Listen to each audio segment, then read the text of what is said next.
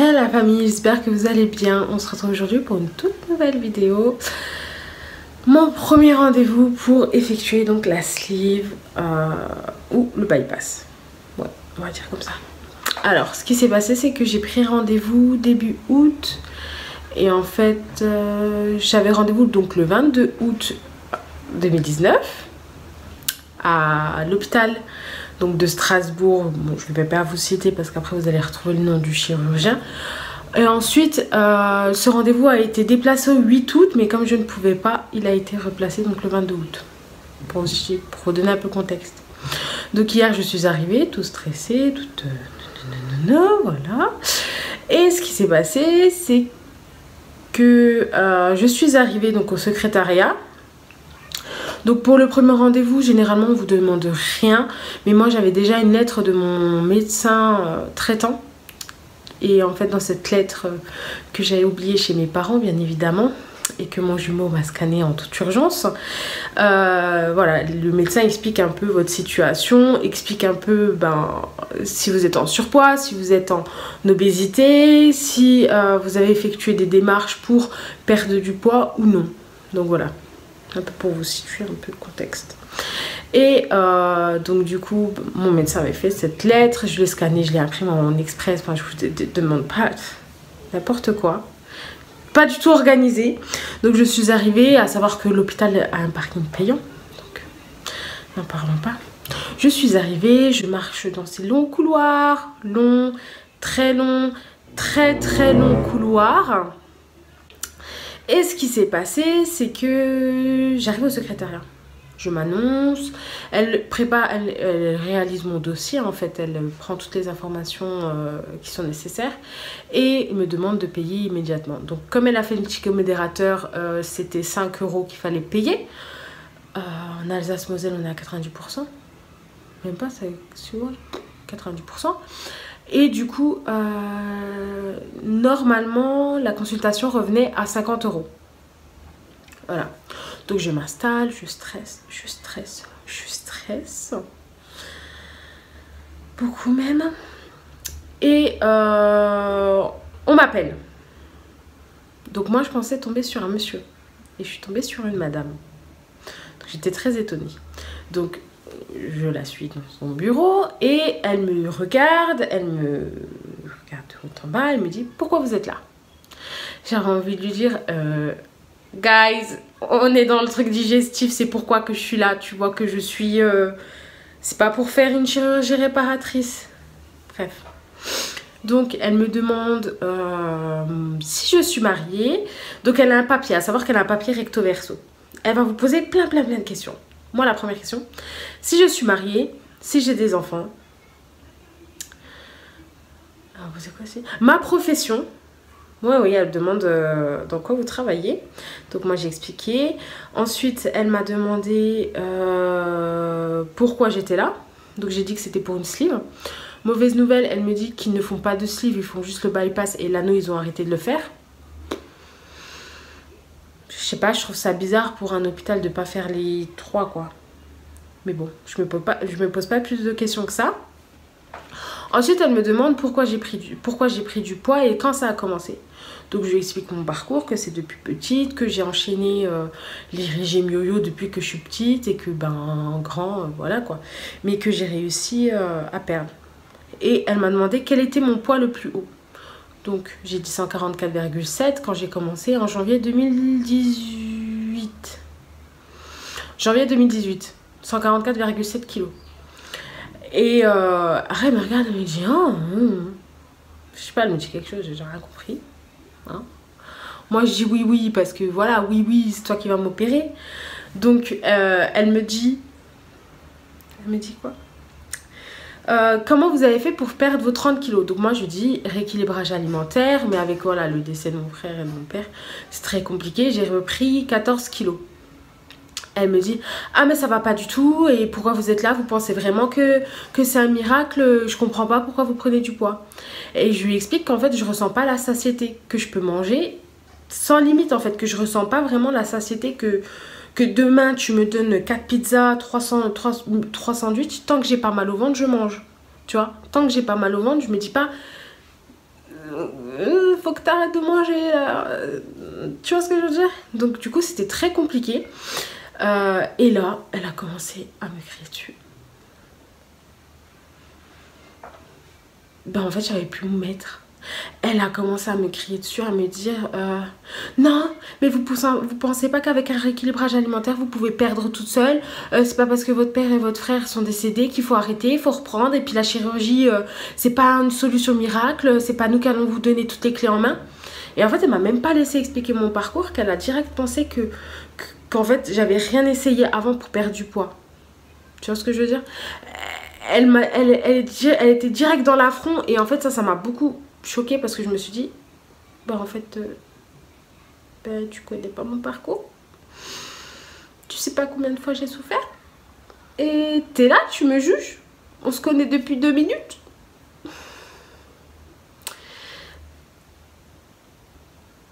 J'étais trop deg, trop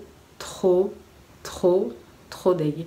Je me suis dit mais attends, moi je viens, je fais la démarche pour faire une chirurgie, c'est parce que j'ai tout essayé avant. Certes il y en a ils le font, mais moi j'ai tout essayé avant, tu cherches même pas à savoir ce que j'ai essayé. Et après elle me dit combien de fois vous allez au sport par semaine? Donc moi je savais qu'elle était vicieuse, ouais ok c'est mal de mentir, mais moi j'ai dit quoi? 2 à 3 fois par semaine. Et là elle m'a encore plus engueulée. Elle m'a dit non mais tu penses pas qu'il faut faire 5 séances de sport par semaine, 3 c'est pas assez, ou même 2 c'est pas assez, tu vas tous les soirs, tu cours ou tu fais quelque chose? Mais j'ai dit dans ma tête mais à 124, non elle m'a pesé 128 kilos, tu peux pas courir à cause des articulations, faut vraiment un spécialiste qui te suit. Je peux pas courir maintenant en te disant oui ça va faire, alors que je cours sur du dur et que ça va faire du mal à mes articulations. Enfin t'es chirurgienne, normalement tu connais, ça fait... Enfin, je sais pas, tous les spécialistes le disent. Tu peux courir en salle, tu peux marcher vite, mais pas courir comme ça, faire du footing à 124 kilos. Ceux qui le font, franchement, je vous donne tout mon respect. Mais moi, je fais 1 mètre, je meurs, littéralement, je meurs. Et toi, tu veux que je cours, alors que je te dis, en m'étonnant que je fais 2 à 3 séances de sport par semaine, et tu me dis que c'est pas assez. Oui, mon amour. Ah! Même lui, il est révolté. Je vous jure, ça m'a choquée. Je comprenais pas. Je comprenais pas. Et après, elle a commencé à partir dans des délires. Ouais, l'opération, c'est vraiment pas pour ceux qui... C'est vraiment pas pour ceux qui veulent... c'est vraiment pas une solution miracle. J'ai dit, mais moi, j'ai jamais dit ça. J'ai dit, moi, si je fais l'opération, je sais à quel point ça a des répercussions.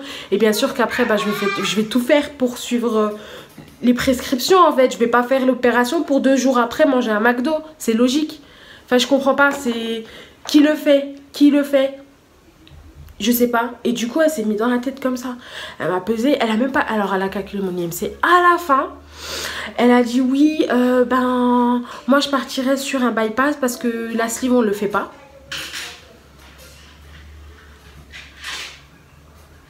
Je suis trop déçue.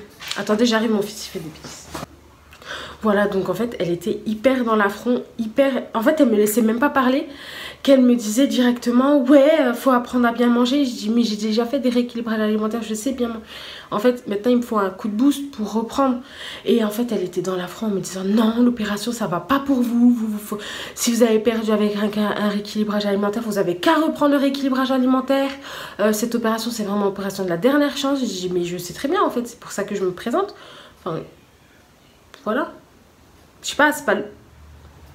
Je sais pas. Donc du coup, après, elle m'explique les opérations, elle dessine. Elle a cru que je connaissais le corps dans sa globalité. Elle me dessine les intestins, les côlons, les trucs, parce qu'elle partait sur un bypass. Et moi, j'étais comme ça,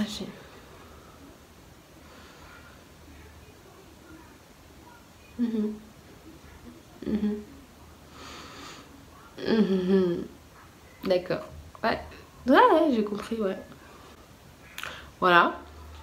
À savoir que quand je lui ai dit que je ressentais pas l'état de satiété, elle m'a littéralement gueulé dessus en me disant, vous pensez vraiment que l'opération va vous aider à ressentir la satiété? Non, ça c'est psychologique, c'est pas ça, c'est pas ça. Elle m'a gueulé dessus. Et franchement, j'étais trop mal. J'étais trop mal. Elle m'a donné aucun rendez-vous à prendre. Donc ça veut dire qu'elle m'a dit qu'un médecin interne allait s'occuper de moi en regardant, voilà, en faisant mon état de santé global en fait. Et que c'était lui qui allait me donner les rendez-vous suivants. Donc chez psychologue, chez cardiologue, enfin tout ça quoi. Et moi j'ai dit mais en fait ce rendez-vous là a servi à quoi? Il a servi à quoi? C'est un préambule, ok, mais chirurgienne. Franchement j'étais grave déçue. Ah je suis sortie, j'étais trop déçue. Donc elle a calculé mon IMC enfin à la fin. Elle l'a noté, il a surligné 4 fois. Moi j'étais comme ça, je dis c'est bon, t'as jamais eu un IMC de 45? Ah franchement là... Donc du coup je lui ai posé quand même des questions sur l'opération. Elle ne voulait pas m'expliquer, elle m'a dit oui on en parlera uniquement quand tous les examens seront faits et que tu auras et que vous aurez... parce qu'elle m'a pas tutoyé. Et que vous aurez réussi tous les tests. Donc vous prenez rendez-vous avec moi en janvier, même février. J'ai regardé, j'ai dit ok. Ok. Et entre-temps, entre-temps, elle m'a dit que j'avais déjà rendez-vous avec le médecin interne alors que j'ai jamais pris rendez-vous avec lui. Enfin, j'ai rien compris du tout. Elle s'est énervée, elle est allée dans le secrétariat, elle m'a dit oui, elle est allée chercher le pourquoi du comment j'ai eu rendez-vous alors que je savais pas. Elle pensait que c'était mon médecin traitant qui avait pris rendez-vous alors que non. Enfin, pourquoi elle prendrait rendez-vous pour moi sans m'en parler? C'est pas logique. Surtout que c'est pas le chirurgien qu'elle m'a conseillé. Ouais.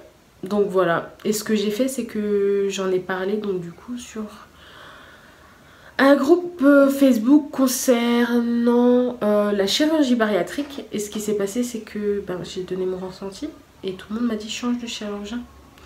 Parce que je suis désolée, à aucun moment elle a sorti un sourire, à aucun moment elle a été sociable.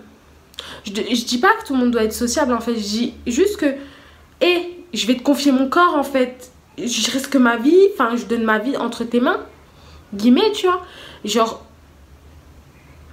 t'es payé pour faire ça, même bien, même très bien je suppose, vu que t'es chirurgien. Mais doucement quoi, enfin donne confiance à tes patients, enfin je sais pas. Elle m'a pas du tout donné confiance, vraiment. Vraiment. En fait c'est comme si vous avez quelqu'un comme ça devant vous. Mhm. Mhm. Mhm. Mhm. Mhm. Ah. Ouais, je suis grave déçue. Donc ce que j'ai fait, c'est qu'en fait, avec tous les événements qui sont arrivés dans ma famille, j'ai besoin de me retrouver auprès d'eux. En fait, j'ai besoin que mon fils grandisse vers ses tontons, vers ses tatas. J'ai besoin qu'ils grandissent en fait avec ses cousins, qu'ils apprennent à qu'ils grandissent ensemble, que moi je me retrouve vers ma famille parce qu'à Strasbourg on n'a personne. Et du coup là on est en train de chercher, enfin moi je suis en train de chercher, nous hein, parce que mon mari voilà il va me suivre. Ce qui se passe c'est que là on va partir de Strasbourg, Inch'Allah, pour retourner sur Montbéliard en fait. Et je me suis dit tiens c'est l'occasion de prendre rendez-vous avec un chirurgien de là-bas. Et j'ai une copine en fait qui s'est fait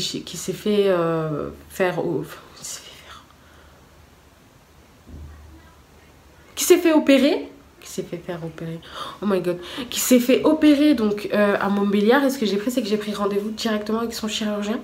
J'ai rendez-vous donc le 1er août. Je vais pas suivre les rendez-vous avec le chirurgien que j'ai vu à Strasbourg parce que franchement, elle me donne pas du tout confiance. Elle me donne pas, mais vraiment pas du tout confiance. Et à Montbéliard, il y a l'hôpital de Trévenans. Nord-Franche-Comté, enfin le gros hôpital, et en fait c'est là-bas où mon père est décédé à la chimio, et du coup je refuse parce qu'en fait il a une réputation mais vraiment horrible, pourtant c'est un hôpital qui est neuf, mais Ils ont une très très mauvaise réputation. Donc du coup, j'ai pris rendez-vous donc chez le chirurgien de ma copine, qui n'est pas à l'hôpital Nord-Franche-Comté, qui n'est pas à l'hôpital de Strasbourg, qui est à Montbéliard. Mais dès que j'ai mon rendez-vous, de toute façon, je vous ferai le bilan. Mais voilà, premier rendez-vous chez le chirurgien, catastrophique. Non, elle n'est pas catastrophique parce que j'ai quand même... Non, elle ne va pas abuser. J'ai quand même eu une première approche du milieu médical pour la sleeve. Donc, quelque part, ça m'a porté. Mais rien de plus. Parce que quand je vois qu'il y a des personnes qui ont vu leur premier chirurgien et que, en gros, ça a changé leur vie. Et quand je leur raconte ça, qu'ils me disent non, mais change tout de suite. Parce que je comprends pas, en fait, que tu puisses être chirurgien, vouloir opérer des gens pour l'obésité, en sachant que l'obésité, en fait, ça a un impact sur l'état psychique de la personne, sur ton mental, en fait. Et toi, tu veux pas faire qu'on se sente bien. Parce que c'est déjà une épreuve, quand même, d'aller la première fois chez le chirurgien pour entamer les démarches. C'est quand même une épreuve en soi. Même si c'est pas la pire épreuve, c'est quand même une épreuve. Et en fait, je comprends pas qu'on puisse remballer les personnes comme ça. Ne pas savoir écouter le parcours de la personne parce qu'elle m'a carrément remballé et gueulé dessus. Et blâmer. Surtout blâmer. Qui, même si j'ai menti, je suis désolée, j'ai menti, mais voilà. Genre, elle m'a tellement mis le stress. Qui fait 2 à 3 séances de sport par semaine et qui vient te voir et te dit je veux une chirurgie? Qui? Il y a des personnes, ils font aucun sport. Vas-y Malik, Malik dit qui? Non, je veux pas Mickey. Qui?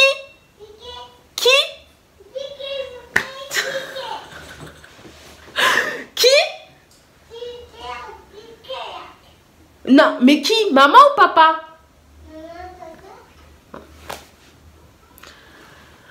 Voilà, donc qui? Il va répondre? Non, c'est bon. Mais voilà quoi. Donc, en tout cas, si des personnes de Strasbourg veulent savoir quel médecin c'est, je pourrais vous le dire. Je veux pas qu'on la blâme, je veux pas que... Parce que peut-être que c'est moi qui lui est parvenu. Parce que moi, j'ai toujours un sourire. Moi, quand je stresse, j'ai le sourire jusqu'à ça. Et du coup, voilà quoi. Voilà. Donc, parcours pas encore entamé pour moi. Malheureusement, malgré ce très long moment d'attente. J'hésite pour aller voir la première personne que j'avais. En fait, comme j'étais partie pour enterrer mon papa en Algérie, j'ai raté plusieurs rendez-vous. Et c'était un rendez-vous avec une chirurgienne, mais dans une clinique à Strasbourg. Et donc ça a été annulé. Le prochain rendez-vous c'est le 10 octobre. Donc je sais pas si je le prends, je sais pas, en fait ça dépend vraiment. Enfin, quand est-ce qu'on va partir, parce que là je cherche, du coup je recherche un travail. Et du coup là, ça dépend vraiment de la situation. Donc voilà, j'espère que cette vidéo vous aura plu. J'espère que ça vous aura donné une idée. Et si jamais vous allez prendre votre premier rendez-vous chez un chirurgien, si vous remballe, ne faites pas comme moi à fermer votre bouche. Non, faut l'ouvrir, faut dire, faut expliquer sa situation, faut vraiment... faut qu'il vous écoute en fait, faut qu'il vous écoute. Et il faut vraiment que vous ayez confiance en votre chirurgien. Moi vraiment, j'ai pas confiance. Je remets en aucun cas son travail en doute. Parce que je ne la connais pas personnellement. Par contre, tu as un feeling qui doit passer avec ton spécialiste en fait. Et si ça passe pas, ça passe pas quoi. Et là, c'est pas passé du tout parce qu'à aucun moment elle a décroché un sourire, à aucun moment elle a dit voilà. Donc voilà. Ça vous aura donné une première idée du rendez-vous chez le chirurgien. Je ne vais en aucun cas vous donner peur de commencer vos démarches. Mais je pense qu'il faut le dire. Je pense qu'il n'y a pas assez de vidéos qui expliquent le parcours. Qu'il n'y a pas assez de vidéos qui expliquent... quand on tombe sur des mauvais chirurgiens... Enfin, pas des mauvais chirurgiens. Quand on tombe sur des chirurgiens qui ne sont pas ouverts à la discussion, qui ne sont pas compatissants. Comment réagir ? Et voilà, donc j'espère que cette vidéo vous aura plu. Je me répète en fait. J'espère que cette vidéo vous aura plu et qu'elle vous aura plu. Voilà, n'hésitez pas à liker cette vidéo s'il vous plaît. Ça m'aiderait beaucoup. Et n'hésitez pas surtout à vous abonner à la chaîne. Voilà, je vous remercie beaucoup. D'ailleurs, c'est les bracelets que j'ai fait en Algérie. Je fais Chérine et j'ai écrit papa. Voilà. Faites des très gros bisous la famille.